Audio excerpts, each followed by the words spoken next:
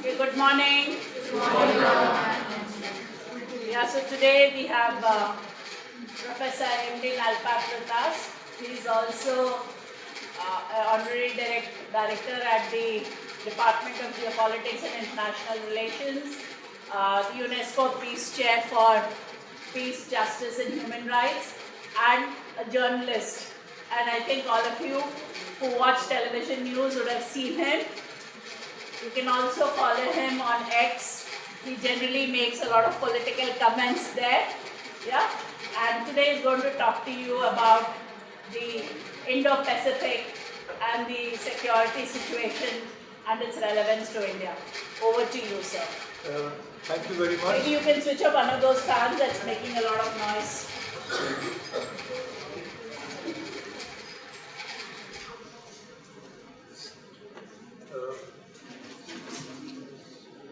Thank you very much, Dr. Padmarani, and I just want to say that I'm honored to be here because I remember the inception of this department, Madhav Vittal Kamath. He's been a journalist for a very long time, highly respected, and it was his dream to set up a department. His dream to, as Abdul Kalam says, ignite young minds. And I'm very happy to see that that dream came true in his lifetime, and that dream has been very strongly carried forward by Dr. Padmarani and the really superb team that's here, and not to mention the most important component of all, namely you, namely the students. So we have had outstanding individuals in every batch of the MIC, and I've had the privilege of meeting several of the batches of the MIC, and I just want to say that, as I said, this was the brainchild of a very wonderful person. You can talk in terms of being great, of being famous, or whatever, but I think the most important thing is that if a person is a good person, is a wonderful person, a humane human being. I think that's the most precious gift of all. And Madhav Kamath was that. And it was in that spirit that he created this department. And that spirit of a human being having humanity as the core value. So again, from that point of view, I'm delighted to be here today.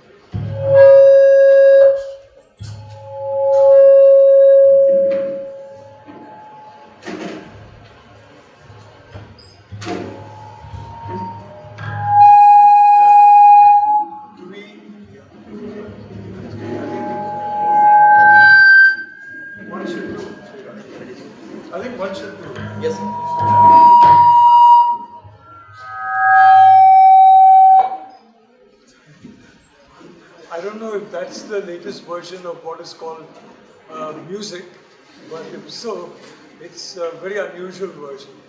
Definitely not. I'm glad. Because, well, I'm sorry, the music doesn't agree with you.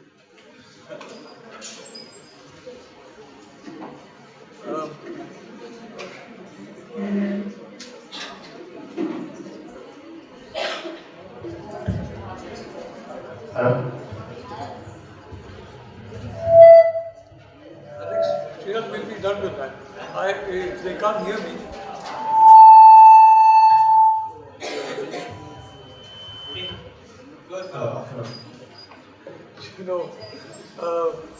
This basically reminds me of the early days in geopolitics.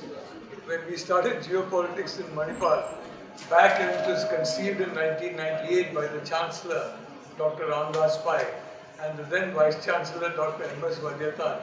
It took more than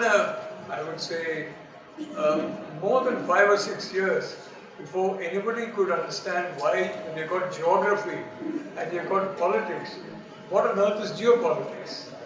So there was a lot of, if I may say so, protest, in the sense, intellectual protest about the whole concept. of Manipal being probably the first university in Asia to introduce geopolitics as a distinct subject to study and to set up a chair in geopolitics. So, I mean, what we have heard just now are obviously the sounds of protest, and that brings me back to the early period of geopolitics when it was not really very well known anywhere around the world, and not in our continent, certainly not in our countries. Having said that, I'd like to say that the choice that we have, Dr. Padmanabhi has chosen, which is basically security in the Indo-Pacific. The point is that when you're in communications, essentially you're communicating issues that happen. And a lot of that, the proficiency in that will also come from anticipating issues that are going to happen and understanding the issues that are actually happening. This is vital in communications. If you have a problem in looking into the direction of the flow of events, looking into the composition of the flow of events, you're going to have problems in accurate presentation. You're going to have problems, you'll have miscommunication. You had disinformation, misinformation, information. Now we all know the difference between disinformation, which is deliberate misinformation. Misinformation could be accidental, disinformation is deliberate, and information, which is the actual flow. So which is where understanding issues is very relevant. Now, I mentioned to you earlier about geopolitics, a subject that I've been looking at for quite some time actually. I think quite some time. But I'd like to say that when geopolitics today has infiltrated every aspect of our lives, when we see whether it's the sphere of health, in which you see this COVID pandemic, it had its origin in Wuhan, and certain decisions were taken, I'm not going to go into the reasons why, that domestic flights would be cancelled, but international flights should be allowed to go on. You had the WHO certifying that COVID was perfectly safe, it was not transmissible, and secondly, that it was not an airborne disease, and it spread across the world. You can have a situation in terms of agriculture, where supposing you have certain seeds that are not resistant to certain pests that can be, for example, these days artificially introduced. Then you understand that we are living in a concept in a hybrid age. We talk about hybrid lectures. Since COVID especially, hybrid lectures have become the norm. You have part virtual and part face-to-face. And you've got the concept of hybrid warfare. Hybrid warfare is not simply soldiers shooting at each other with whatever guns and other weaponry they have. It's also infiltrating into your mind space. And that form of warfare is a very important warfare where communication students are concerned. Because what does it involve? It involves creating through social media memes, dialogues, illustrations, which are, many of them are created through AI, many of them created through normal human intelligence. And I'd like to say I'm not one of those who are alarmed about AI. All said and done, there is human intelligence behind AI. There is HI behind AI. You can't have AI independent of HI. Wherever you look, there will be an HI. And I recall a time, frankly, I've been in a time when your parents were not even thinking about, you, nor were they thinking possibly about each other. And I remember that back in the 1980s, when Rajiv Gandhi, who was then the Prime Minister, was very much into computers. Let's introduce computers as many places we can. there was a huge uproar about computers. That if you introduce computers, then human beings are going to lose their work. You know, you're not going to get jobs. Computers will take over the jobs. Now, I mean, I don't know if any of you have read something, have seen a movie called The Imitation Game. Since we're in communications, I can talk to you about that. I would strongly urge that you watch that particular game, because that showed the origin of the computer and the scientist who created it, Alan Turing. He is the scientist who decoded the German Enigma cipher machine. And as a consequence of that decoding, the Allies won the war. You can say the Allies won the war because of X reason or Y reason. The most important reason was they were able to read the communications of the Oberkommando of the Wehrmacht, which is Supreme Command of the German Armed Forces, in the clear as they were being transmitted as a consequence of Alan Turing. Alan Turing didn't have a very happy life, whether in Bletchley Park or anywhere else, but that's a different story. But it's a very interesting movie, and I'd encourage you to read it. The development of the computer. The computer helped shorten World War II. It saved millions of lives. In the same way, AI can increase lifespans, save millions of lives, and very importantly, has the potential to prevent what in Japan, for example, you call, in the old days in Japan, it's a little bit better now, not enough, but a little bit. The working man, so to speak. In fact, the Japanese were a very patriarchal society. I'd like to say that that is a ridiculous situation, because gender equality is fundamental to progress. Wherever you have a lack of gender equality, the more you have gender equality in parts of India, the more developed that part of India is. The more there is gender equality in parts of the world, the more developed that part of the world is. You check it out statistically, you can find that out. But coming back to that, the fact of the situation is that computers helped humanity. Today you have a situation in which many individuals have to work, forget 8 hours and a 5-day week. You have to work 10, 11, 12 hours sometimes. And almost in effect have a 6-day week or a 7-day week to keep abreast of what's happening. AI can help you shorten that and go back from 6 days to 5 days, and nowadays a large number of people are, with the help of AI, with the help of the systems that they have, access to information they have, they're going to a 4-day week. Hopefully someday we'll go into a 4-hour 4-day week. Because life, the question is life meant for working, or is working meant for life? It's a question that has been asked many times before.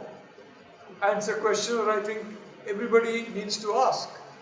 Are we working because we want to enjoy a life? Or are we having a life for the purpose of working? So I think AI, like computers, is going to be a game changer in terms of giving us a situation where you work for life, not live for work. So I am a very positive person regarding what AI is concerned.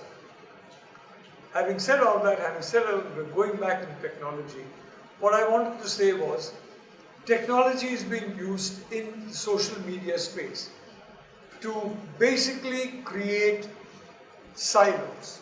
Now the problem that we have as each of us as communications people, we are very comfortable in our own silos. Let's say, for example, I like a particular film star. I'm not going to get into any more contentious issues, I'm sorry. But let's say that I like a particular film star and you don't. I'd like to stick to the magazines and reports and online observations which are favorable to that particular film star. If I read something unfavorable, I'm not happy about it. Why should I read something that I'm not happy about? I mean, that's not the purpose of leisure. The purpose of leisure is to be happy. So I go deeper and deeper into my own silos. That can also operate in the reverse direction. If I don't like something, if I don't like a country, for example, if I don't like a system of governance, for example, I will be more comfortable in a silo that suits my temperament. So if I don't like a country, let's say country X, then I'll go deeper and deeper into social media silos that basically have the same view as I have. Country X is horrible. It's worse than horrible. It's terrible. It's worse than terrible. It's atrocious. I'm not going to bother about any other silo. I'm not going to look at alternative silos. I would encourage you, for example, to be a member of groups that are completely opposed to each other. WhatsApp is a huge problem because everybody seems to believe that unless you post 10 messages a day on WhatsApp, somehow you're not doing the platform a favor. In my personal view, it's becoming a bit of a horror now to see the number of messages, all of which, hi, how are you, terrible, oh, how were you yesterday, horrible, how are you going to be tomorrow, I don't know. I mean, frankly, I think a lot of that kind of stuff can be kept out of your messaging, but I mean, it's freedom of messaging, it happens. But what I'm saying is that it's important to look at opposing silos, fringes, because the whole purpose of a harmonious society is to ensure that the fringes, both fringes, I'm not talking about one fringe, both fringes start shrinking and the moderates in the middle grow. A healthy society is like that. An unhealthy society is when the fringes become more and more dominant. When more and more people come to the fringe and the moderates in the middle, who are not part of either faction, they shrink in number. Then that society becomes what's called polarized, it becomes unhealthy, and you're seeing that discourse in many countries. United States, for example, you're seeing that discourse. You're seeing it in many other countries, which is not a symptom of good health in a society. Because in good health in a society, the extremes have to be reduced and the average, the central tendency, what we call, the central tendency has to be in the moderate direction. If the central tendency in statistics is in one direction or the other, it's not healthy. In one fringe or the other, is gravitating towards one fringe or the other, it's not healthy. And if you look at social media today, you'll find a lot of gravitational pull, not towards the moderate middle, but towards one extreme or the other. It's a problem. And it's a problem because it's part of hybrid warfare. There are countries where this kind of an operation on other countries, target countries, is very systematic. So not only do you find good things about that particular country, you hate your own country. Your own country is horrible. If you're an American, America is terrible, ghastly. It's the worst country in the world. If you're from India, oh my God, it's terrible. This is a horrifying country to live in. If you're in some other country which is the target country, it's a horrible country. So it's not just having positive feelings towards the country that is beaming these messages to you. It's having negative feelings about your own country, and the reason for that is it brings down morale, it brings down self-confidence. And we all know how important morale and self-confidence is in ensuring achievement. Long ago in the Bhagavad Gita, it was said that you aim at the stars and you miss the stars, it doesn't matter. Aim at the moon and hit the moon is not so important. Aim high and miss is better than aiming low, and even if you hit it. If you don't hit it, it's a different problem. But the point is aiming high. Why do you aim high? You aim high because you have that confidence in yourself. And each of us has the ability to aim high.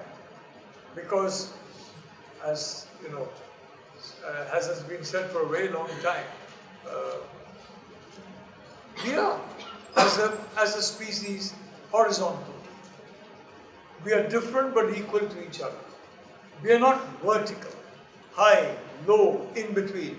Some of us are superior, some of us are inferior, some of us are in between, some of us are partly superior, some of us are partly inferior. Not at all. We are all the same. Absolutely the same.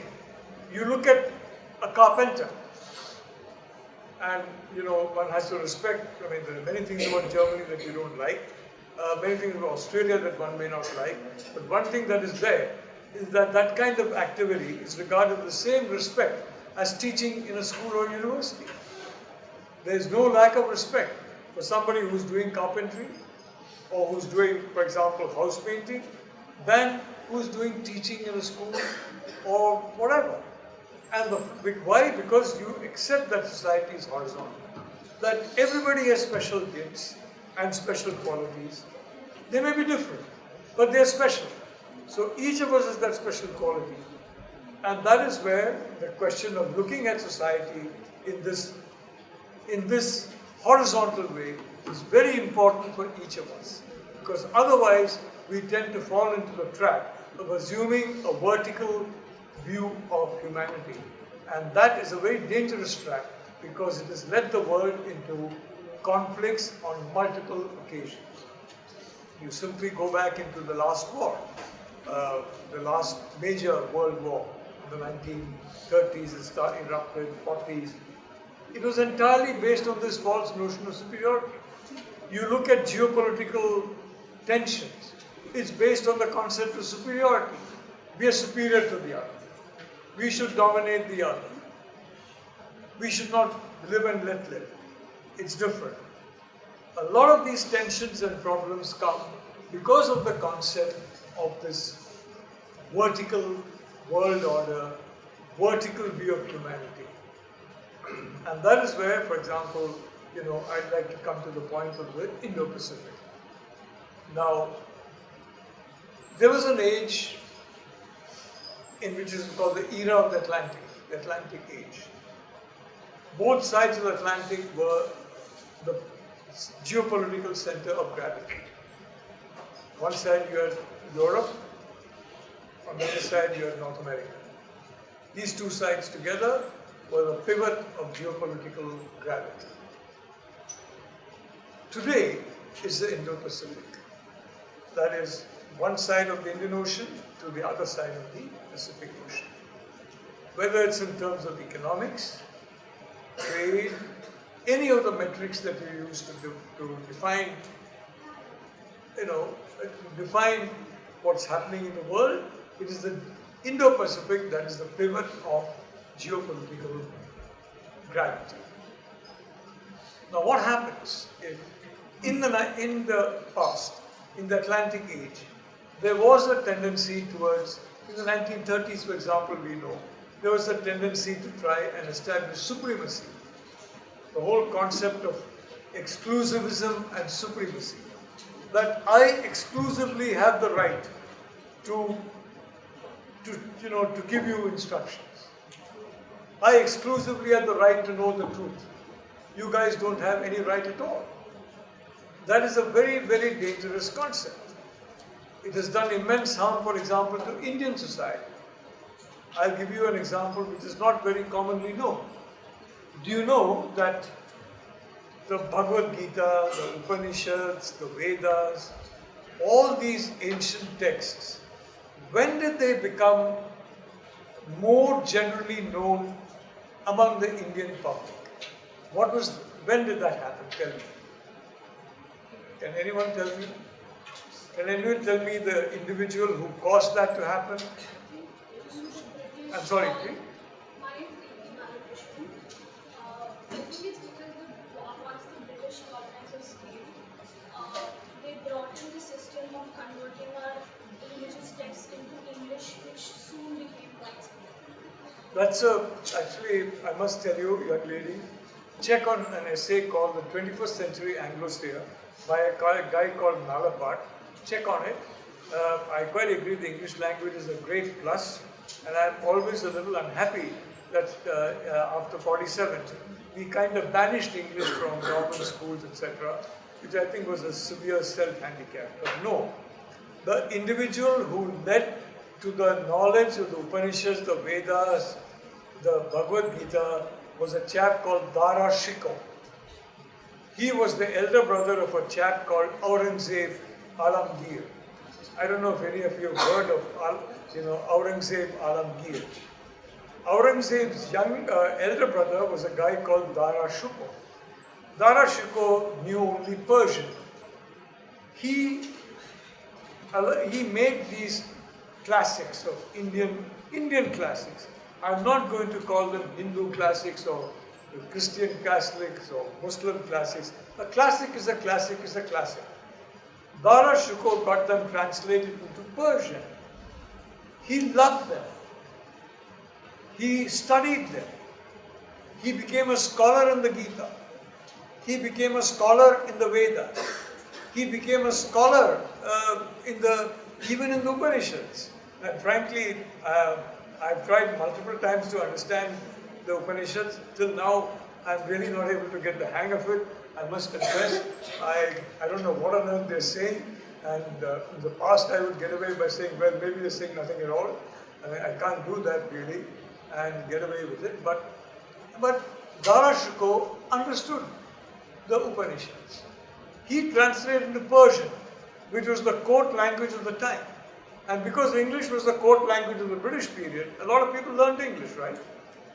A lot of people learned Persian in India who were not Mughals, who were not Muslims, to get by in the court, which is the Mughal court. And through the Persian versions of these classics became generally known in the Indian population. Otherwise, knowledge of Sanskrit is an exceptionally beautiful language.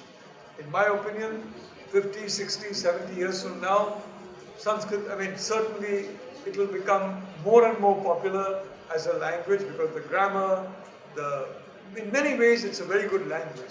It was just never taught. The perception was that it should be taught only to a very limited number of people. Others don't need to be taught any language. They needn't be taught anything. It's like the English, frankly, saying, why do you need to teach English to the quote-unquote natives? Macaulay had a different idea, and Macaulay has done many wrong things in life, including give a lot of wrong ideas. But at least he disseminated the teaching of English.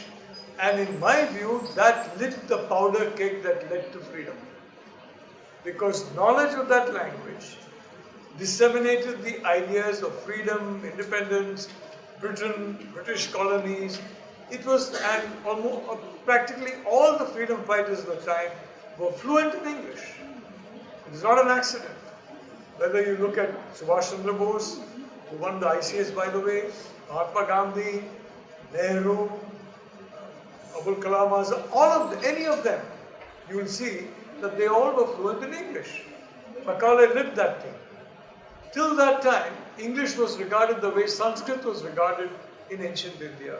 A language meant for the few and not to be shared by the many. In other words, a very horizontal view of society, similar to the British view of society in this period. As a consequence, our own classics were unknown to our own people. So, ladies and gentlemen, if you want to really give credit to somebody for spreading knowledge of the classics of India, please give credit to a guy called Dara Shikoh, who was put to death by Aurangzeb Alamgir.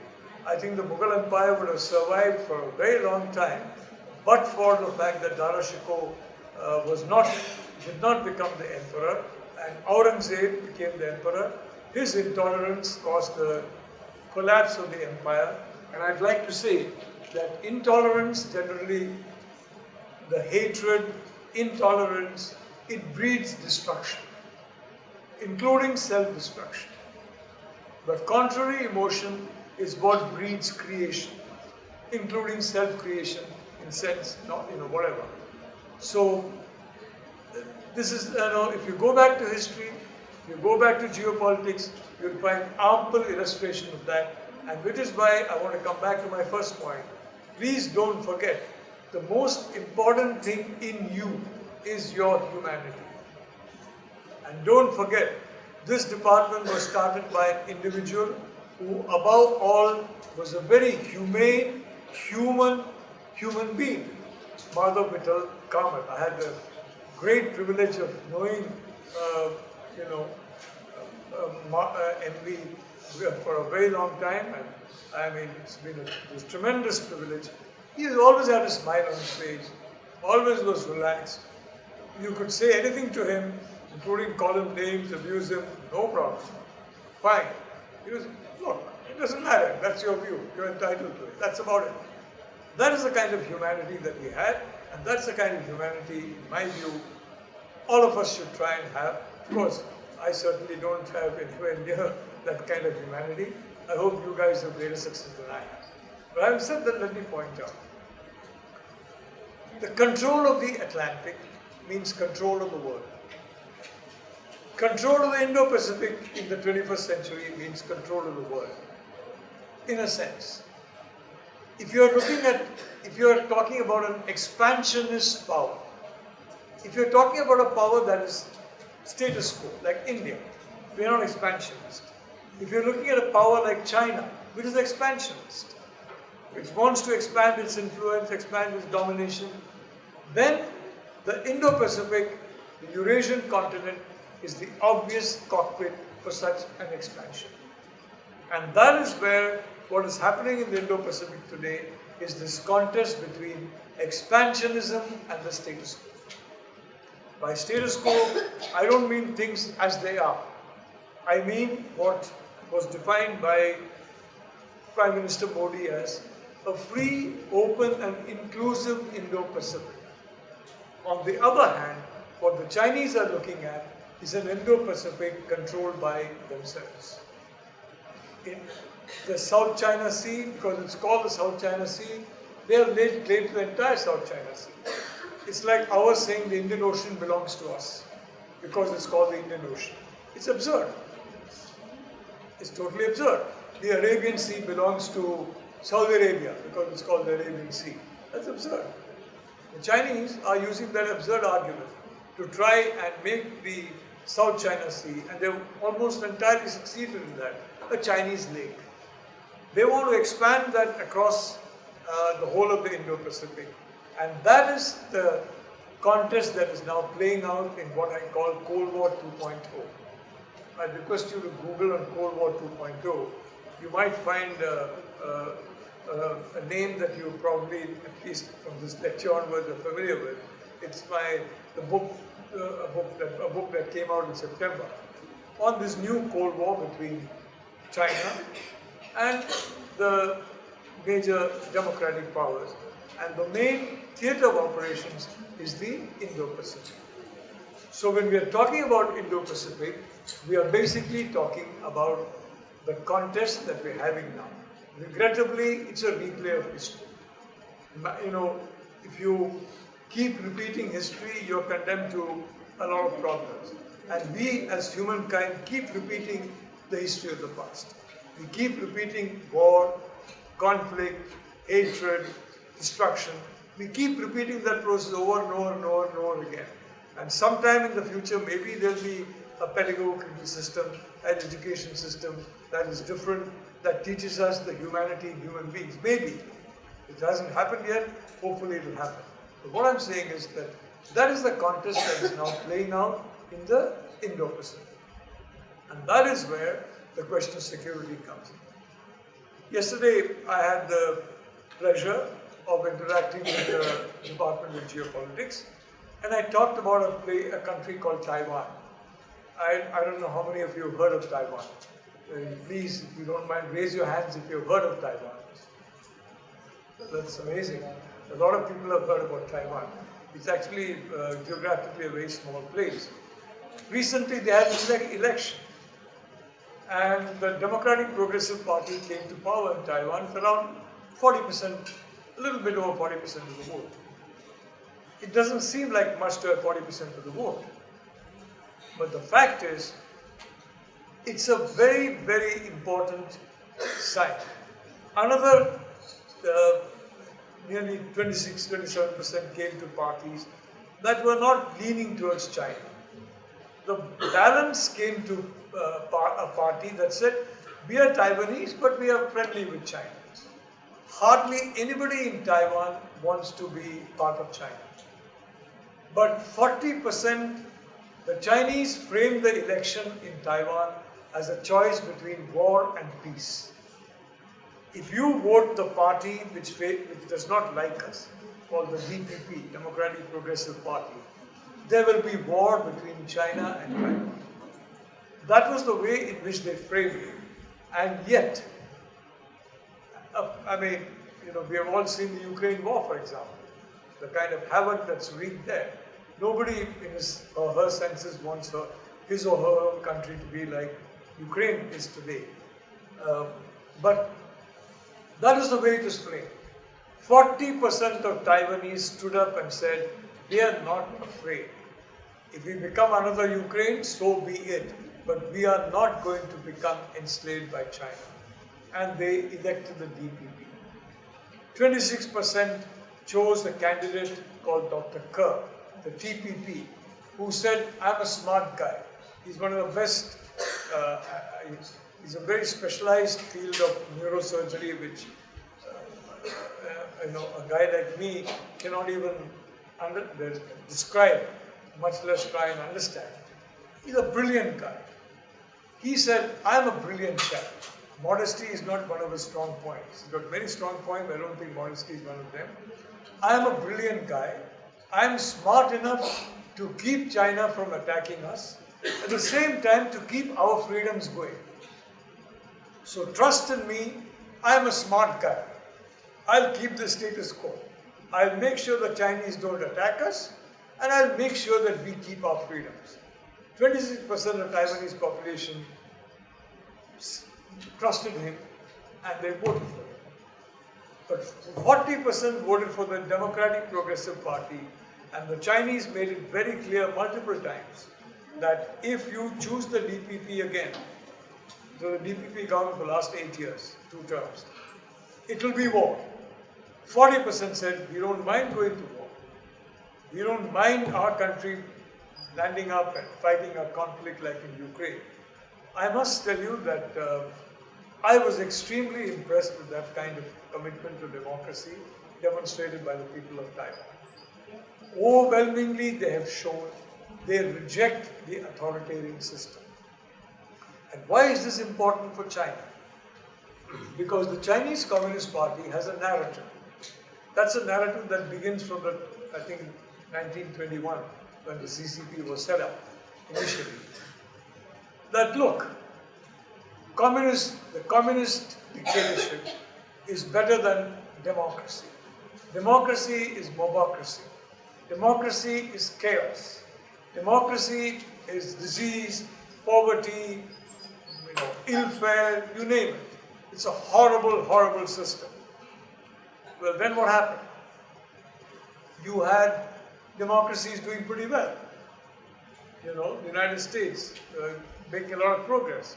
So they changed their tune and said the Chinese people are not ethnically suited to democracy.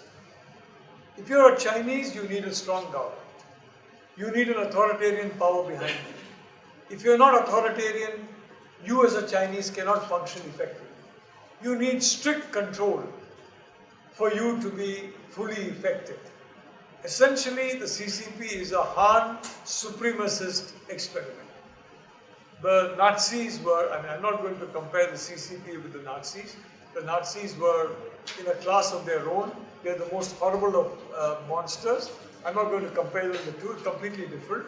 But what I want to say is that the central lesson of the CCP was the Han people are very special. And if you want to bring out the special quality and do what the Han people do, which is to lead the whole world. Forget about the European people. They're leading the world now. That's a mistake. We should lead the world.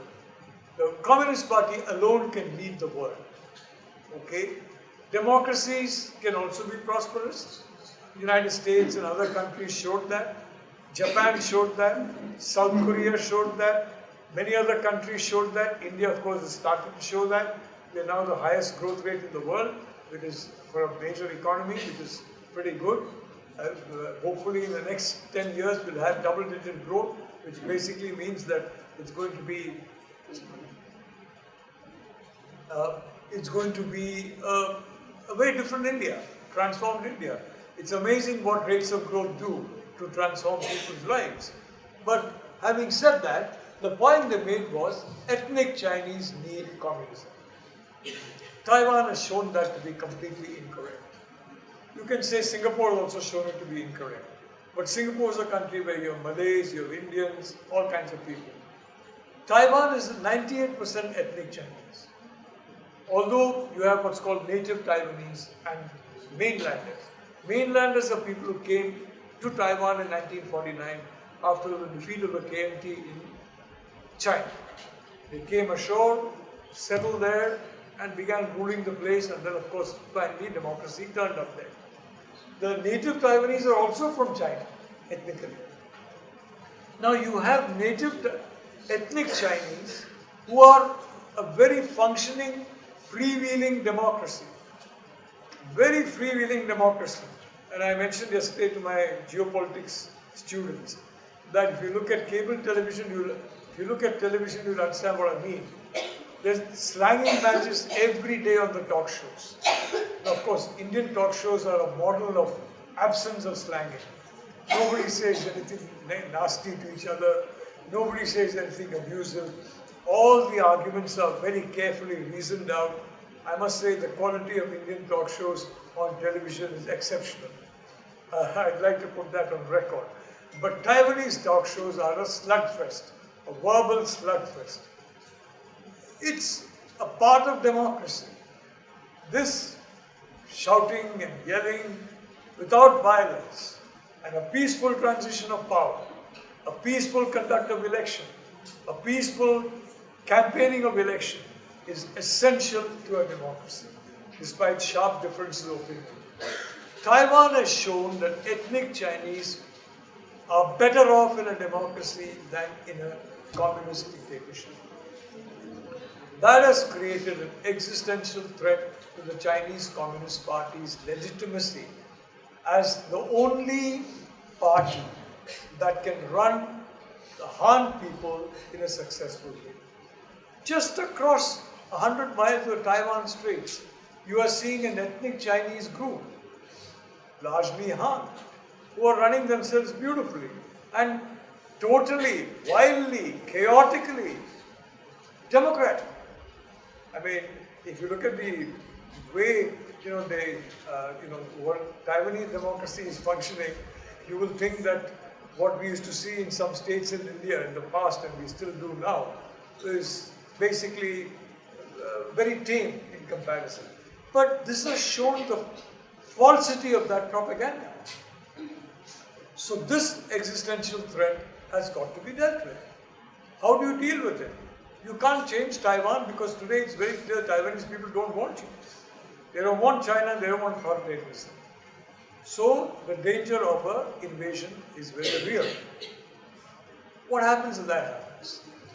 There are 3 or 4 sensitive points in the Indo-Pacific which are very sensitive, which are very likely to be targets. One is the Himalayan frontier. We are all aware of that. We have seen what happened in Galwan, we have seen what's happened across the decades, across the Himalayas. The second is South China Sea and the East China Sea. The third is Taiwan.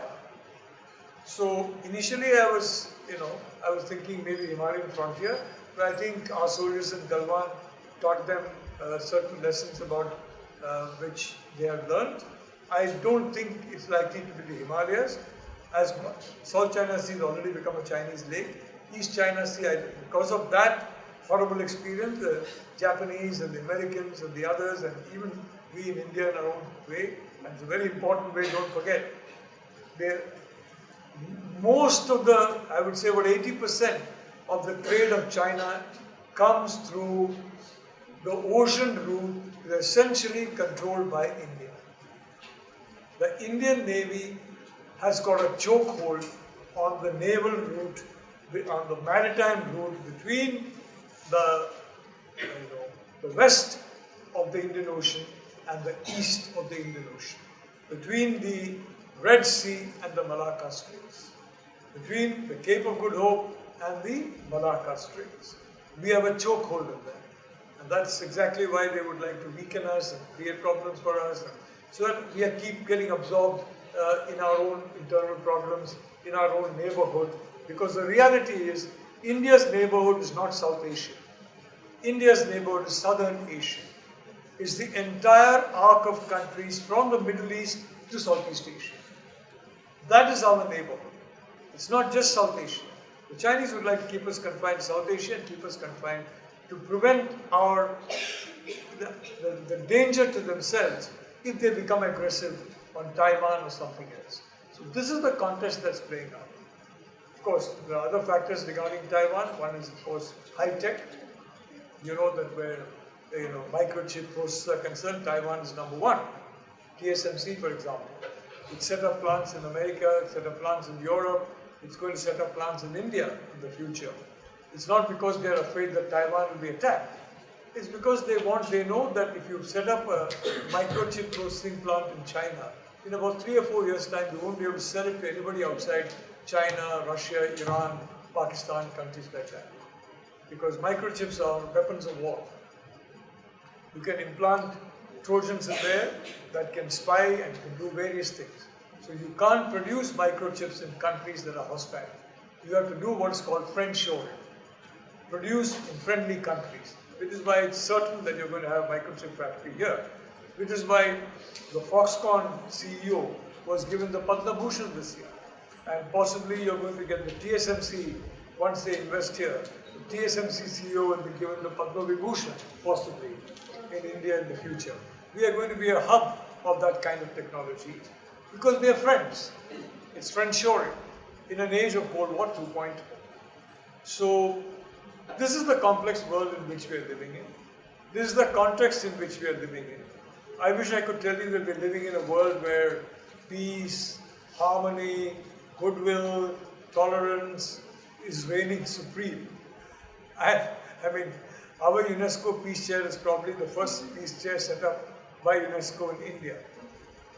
UNESCO Peace Chair for peace and tolerance, for a culture of peace and tolerance. I mean, I was given the honor of being that chair. I'd like to confess that I've been a miserable failure. There is much less peace and tolerance in the world today than when the chair came to me in 1999. So, if anything, I think I've been a horrible failure, but somehow UNESCO seems to have forgiven me, the university seems to have forgiven me, and they have allowed me to continue and try and see if at least now I can promote some peace and promote some harmony in a way that frankly I failed to do over the last few decades. It's not a very pleasant world that we have out here. But it's also a world where now we are in an existential conflict for freedom. An existential conflict for living one's own way of life. And I am a very liberal human being in the sense that, if you go back to, again, young lady, Google INDUTVA. INDUTVA. It's a concept that says the DNA of every single citizen of India is a compound of the Vedic, the Mughal and the Western. The idea came to me long back actually, when I went to dinner at the home of a friend of mine who was very strongly, what we call, of a political party that was very strongly nationalistic. And he was talking very, the Mughal period, horrible, the British period, horrible. I noticed two things. One, his children were wearing jeans. And two, one was wearing jeans and one was wearing a salwar kameez. And the food on the table, non-vegetarian food, I am a vegetarian since I was, right from the start. But he was not a vegetarian. and he's not a vegetarian. The food is entirely Mughlai. So I looked at this food, and this is the man who's saying the Mughals were horrible. And his daughter is wearing a dress which was introduced by the Mughals. Do you know that stitched cloth came from the Mughals? We were having cloth, draped cloth in India, in Greece, in Rome, the toga. You heard of the Roman toga. You heard of the Greek, beautiful, very, very, it looks beautiful. The sari looks beautiful. It was not stitched. Stitching came with the Mughals. And many other things came with the Western. Look, my point is, the whole of Indian history is relevant. At least the last 6,000 years of it. You cannot delegitimize a history and say only the last 200 years is relevant. The Western period. Or the previous 400, 500 years, the Mughal period is relevant. The entire 6,000 years was relevant. And if you are in a situation where you say one period is relevant, the others are not, you're actually committing a mistake. You are forgetting your own common DNA. There is a bit of the Mughal, a bit of the Vedic, a bit of the Western in all of us. And way back, there was a huge debate in the Andhra Pradesh Assembly about English. There was a huge demand that English language should be completely banned throughout Andhra Pradesh. Completely. No school, no college, no signboard, no poster, nothing. And the gentleman who proposed it stood up and said, he was making his case that it is not for personal reasons. He said, Nainu worst sufferer. Means, what he meant to say, I am the worst sufferer from this policy. Now, I didn't know worst and sufferer is Telugu. I'm not sure it is Telugu. It seemed a lot to me like English. I couldn't help laughing. I mean, frankly, when it was an interesting debate. So when I heard that debate, I couldn't help smiling to myself. Here is a gentleman who's saying banish English, and 2 out of the 3 words he's used in his final concluding sentence was English. You see, whatever the suffix, it's English. Nainu worst sufferer.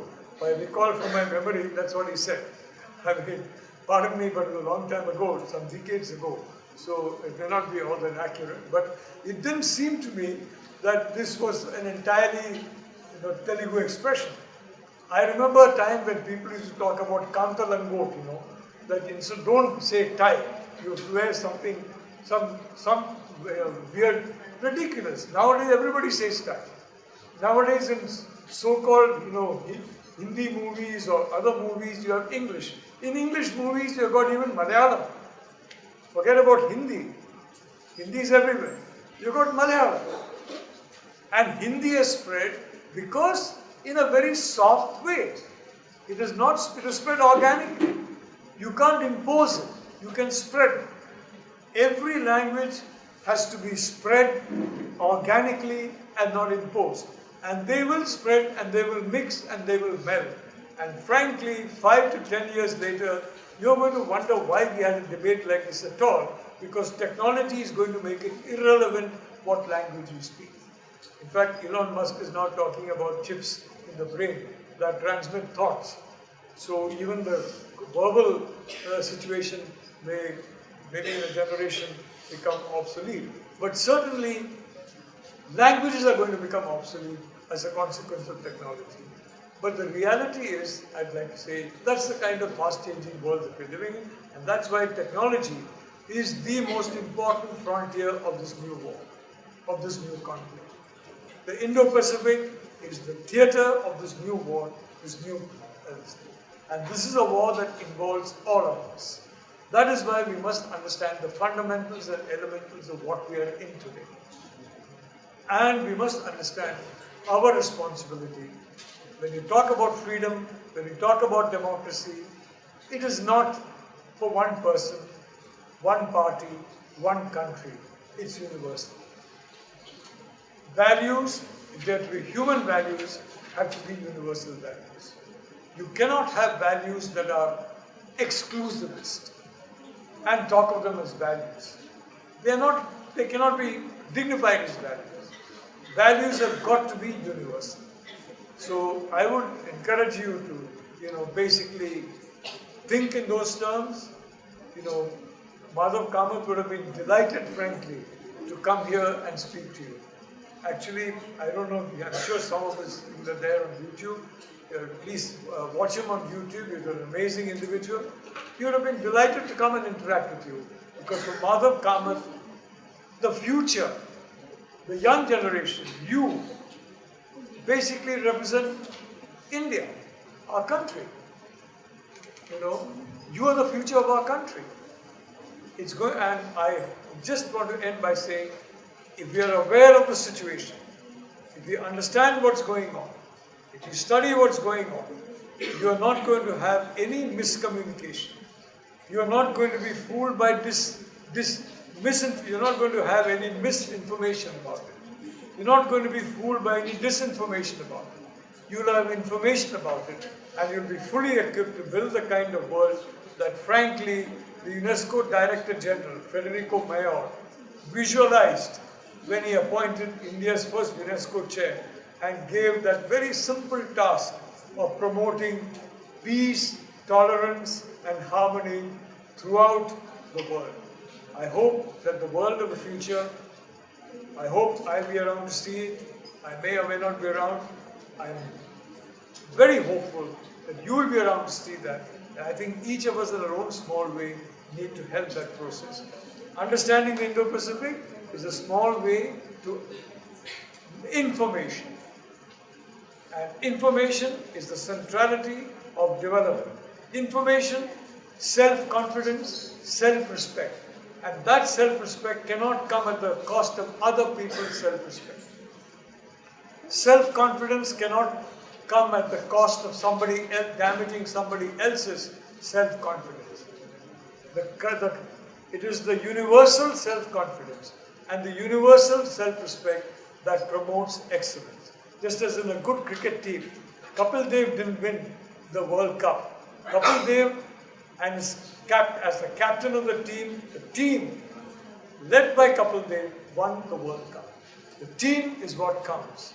And I'm very happy to meet the communications team here and interact with you. Thank you very much for giving me this privilege.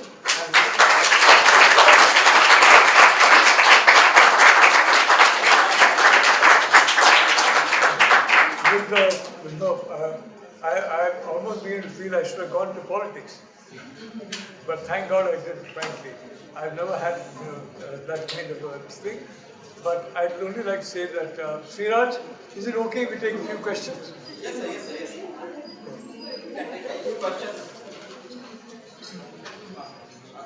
Yes, young lady. Hi, I'm Sarah, I'm PSC. I love the talk, a lot of interesting points. But I want to ask you about technology. So you were talking about the Elon Musk chip thing. And I had read about something about how chips in our hand would basically be like passwords. Eventually, there could be like passwords and stuff. But do you think that there can be like technology getting further and further could be a threat to our once chance at peace? Because even in today's situation, if you see geopolitics, Israel, Palestine, or anything that's been happening right now, there's not much peace right now, and you can see that social media technology has made it so much worse with fake news and everything. And do you think furthering of technology can be another threat to our chance of peace? You know, young lady, I'm not going to answer your geopolitical question because, frankly, I don't know the answer to that. I agree that now what's happening in Suez, some of us had predicted that you're going to see these hotspots because a certain country would like to promote hotspots. You will notice that a certain country is encouraging this kind of problem in Ukraine by feeding the war, encouraging this situation in Gaza by, frankly, fueling Hamas, let's be honest about it, encouraging situations in other parts of the world and creating trouble spots so that it diverts attention from itself. That's one thing. But, you know, if you look at the human and technology interface, I have a friend called Dr. Joseph Challen. who is one of the key figures in the American Association of Physicians of Indian origin. He has a tiny little chip inserted into his body, which in his watch gives him at any one time, real time, and please sit down, young lady, don't worry. At any one time gives him information about his blood sugar, his blood pressure, various other vitals. In my own case, I had what's called a stent implanted in an artery about 20 and odd years ago. Now, unfortunately, that stent got blocked, and unfortunately I was too dumb to get it checked up in time. So I had a cardiac event, and after that I got 2 stents. So I've got 2 stents. They're certainly not part of me, in me, keeping me going, so to speak. So in the world of the future, you're going to have artificial kidneys, you're going to have artificial heart. I mean, I hope you're not going to have an artificial brain, but you're going to have all that. It's something that is going to happen. And I would like to be optimistic and say it's something for the good. The fact is, technology is dual use. Now, anything, this particular pen, which by the way, I stole from the Department of Geopolitics yesterday. I quietly put it in my pocket, and Dr. Vijayalakshmi, the HOD, noticed. So I said, Dr. Vijayalakshmi, I'm going to steal this pen. So with her permission now, it is no longer stolen. It has been gifted to me by the department. So please don't say it's a stolen pen. It's not. It's a dual-use mechanism. I can write with it. I can also do some pretty nasty things in certain sensitive parts of your face with it. Everything is dual use. Technology is very dual use. It can be put to very, very good use. It can be put to very, very horrible use. So everything is dual use. You can't stop using kitchen knives because kitchen knives can be used sometimes when they're used for some horrible things. You can't. You need kitchen knives. I mean, if frankly, the only thing I can manage to learn to cook is a sandwich. Now, all those who take my sandwich, they tell me they're very good, and privately to themselves they say it's horrible, and we hope he doesn't cook any more sandwiches for us to eat. He doesn't make any more sandwiches, but I pretend not to know what they're saying about me. What I'm trying to tell you is, technology is dual use. It depends on the individual as to the use to which you put it. I am a great admirer of those who put open source technology. I am not an admirer of these big techie giant, CEOs who are basically minting money out of hoarding technology, and in many cases preventing smaller companies and startups from developing the technology. I've seen in India, for example, now over the last decade or so, it's not been happening. For decades, you had people in Hyderabad, Bangalore, Chennai come to me and tell me that, sir, we have developed this technology. It's fantastic technology. But, sometimes they get involved in police cases. Sometimes they get involved in regulatory cases. Why? Because some competitor, usually a foreign competitor, comes to them and says, look, we like this technology, sell it to us. They say, no, we want to make it ourselves. Immediately, they activate through corrupt elements. And they use the laws and the regulations to finish them off. So they can't grow. So today, in many cases, you have got monopolies, which are preventing startups from growing. And in America, for example, one of the good things that are happening is busting of monopolies. It's not gone far enough. And I had the privilege about 2 weeks ago of having dinner with a chap called Douglas Ginsburg, who's a judge in the DC Circuit Court. And Judge Ginsburg is famous for his trust-busting activities. It basically means breaking up monopolies. That's very important. So my point is, young lady, that technology is inevitable. It was part of when fire was lit, when a stone axe was made. It is part of that Neanderthal process. It's not going to stop. It's up to each of us to make that technology benefit humanity rather than be a curse on humanity.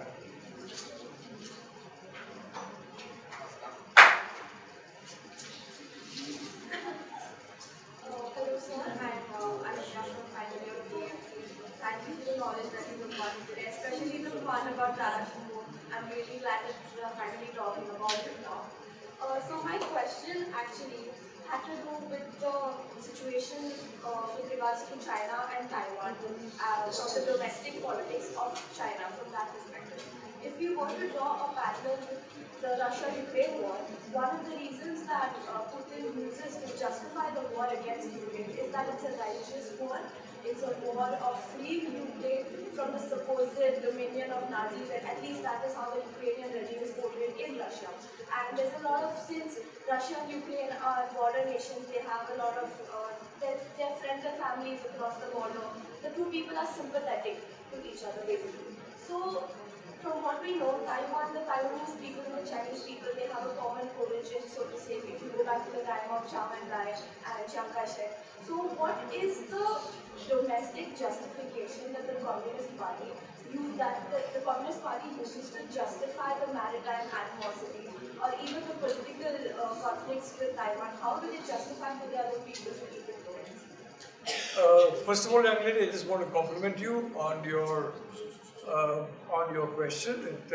Frankly, it's a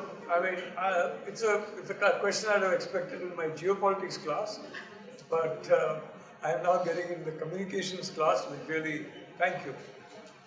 First, regarding Ukraine and Belarus are absolutely critical to security of Russia. They are not critical to security of Western Europe in any way. The whole of Ukraine and the whole of Belarus today, of course, goes under the control of friendly groups friendly to Russia. It is essential for Russia because Ukraine and Belarus are the two land routes to invade Russia. The Ukrainian gap, the Belarusian space, those are the spaces that can be used to invade Russia by land. So it is critical to Russia that Ukraine remain friendly. If you go back to 2014, you had this Maidan revolution. Essentially, it was a coup. It was a democratically elected president. He was removed from power because he was of Russian origin. And at that point in time, about a little under a third of the Russian population, the population of Ukraine was Russian speaking. Ukrainian, Russian, frankly, is hardly any difference. It's like saying that, the Mithila region and let's say the region around Allahabad, they don't speak the same language. They basically do. It's almost the same. But Ukrainians, they say, no, we're different, we're Ukrainian. Okay, that's okay. But the fact of the matter is, the West wanted to weaken Russia. They're obsessed with Cold War 1.2, where the Soviet Union was the enemy. They see Putin as the new Soviet Union's boss. They forget it's now Cold War 2.0 with China. As a consequence, they tried to have a coup in Belarus, like in Ukraine in 2014. They didn't succeed. After 2014, Putin intervened in Belarus. In Ukraine, they wanted a situation in which the Russian-speaking populations, which in 2014 were basically freed themselves from Kiev. And remember, young lady, the Kiev government banned the Russian language, abolished it. The Kiev government delegitimized the Russian language, downgraded the Russian people. It's what the Sinhalese did in Sri Lanka in the 1960s under Bandar Naik case, you remember. Sinhala only, no Tamil, that kind of stuff. And the Russian area said, okay, we're separate. Big Brother came and helped them. In my view, Zelensky would have been well advised to say, okay, we don't like you guys, you remain like that. Instead, I never expected him to behave the way he behaved, which was very disastrous for Ukraine. If you check my writing, you'll see from February 22, I've been saying this is a disaster for Ukraine. At that point in time, many of my friends in the West were very upset with me. For nearly a year, they were extremely upset with me. But I think these days now, they're saying the same thing. It's a disaster. So, Ukraine is essential for Russia. A hostile Ukraine is a catastrophe for Russia. And those eastern parts of Ukraine are precisely the locations from where you can invade Russia. So why do you want those eastern parts of your NATO? Unless you want to invade Russia. Maybe they don't. But if you're a military planner in Russia, that will be the first of your mind. Why is NATO so keen on that bit of territory? Why is NATO so keen on the Crimea? All these are essential to invade Russia, to bottle up the Black Sea Fleet, to harm Russia substantively militarily. Which is where Putin had no option, in my view, but to react the way he did. He's not going further because that's all he wants. But the more this war continues, the more Ukraine is going to suffer, and finally Ukraine is going to become what Putin says it is. Now, he's very clear it's going to have suffered enough. Now we want the price. The price is that completely demilitarized Ukraine. He is not going to stop until he completely demilitarizes Ukraine. As far as NATO is concerned, they don't dare enter the war directly. Because Russia is the most deadly nuclear power in the world. Let's assume they throw a nuke into Latvia. Are you going to throw a nuke back at them and start a chain reaction? If you're Britain or France, the two nuclear powers, the United States? Of course not. The Russians can obliterate the United States 38 times over. Not once, but 38 times. Frankly, I've never understood why countries need enough nuclear things to eradicate the world several times over. I thought once was quite enough. But obviously, for military planners, once is never enough.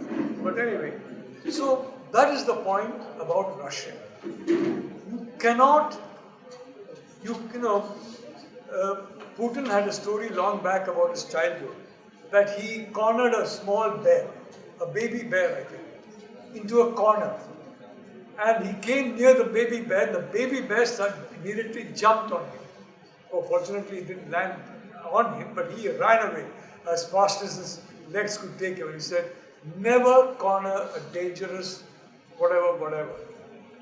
NATO has tried to corner an extremely dangerous country, which is a very powerful nuclear power. It's a stupid mistake. And now I think they've begun to realize that mistake, and they're now withdrawing from Ukraine, much to the horror of Mr. Zelensky. As far as Taiwan is concerned, young lady, it's the idea of democracy. It's high-tech. Taiwan is the home of high-tech. If you go to Russia, if you went to Russia during the Soviet days, you would find little villages where scientists were there. And in these little villages, you get all kinds of foreign stuff. The scientists could say anything. They could say Leonid Brezhnev or Chernenko, Andropov, whoever was the CPSU General Secretary. He's an idiot.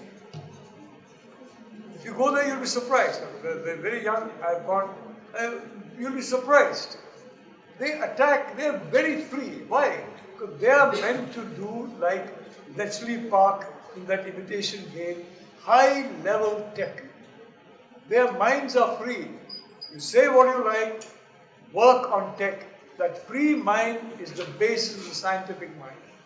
That is why in China, under Xi, you've got a problem now. Because that kind of freedom will not be allowed. And that kind of freedom is central to high tech and to knowledge enhancement. You understand what I'm trying to get at?